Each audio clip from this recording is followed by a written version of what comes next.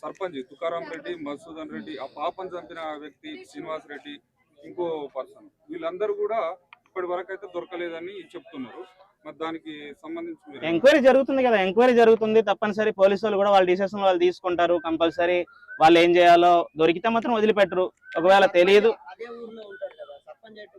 ఇప్పుడు పోలీసు వాళ్ళు మరి ఎందుకు ఇది చేసుకున్నారో తెలియదు. ఒకవేళ వాళ్ళకి ప్రెజర్ ఏమైనా ఉండొచ్చు. లేదు అంటే మాత్రం దొరికితే మాత్రం కంపల్సరీ శిక్షిస్తారు. ఇది వాళ్ళ చేతిలో అధికారం ఉన్నప్పుడు వాళ్ళే చేస్తారు కదా.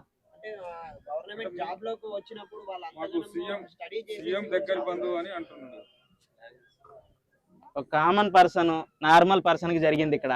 అదే ఒక ఎమ్మెల్యేకో లేకపోతే ఒక నార్మల్ ఎవరైతే ప్రజారంగంలో ఉన్న వాళ్ళకైతే ఇదే ఒక నార్మల్ పర్సన్ ఒక తాగేసే ఒక బిడ్డను చంపేసి ఉంటే ఏం చేసేవాళ్ళు చెప్పండి. ఆయన అయితే శిక్షించాలని చెప్పేసి అందరూ ఎమ్మటే పోలీసు వాళ్ళు పట్టుకొని అయితే చేసేవాళ్ళు కదా. మరి అదే ఇది వీళ్ళకి ఇవ్వాలి.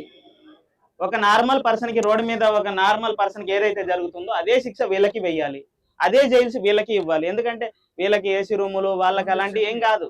ప్రతి ఒక్కడికి ఒకటే సమానం. Thank you.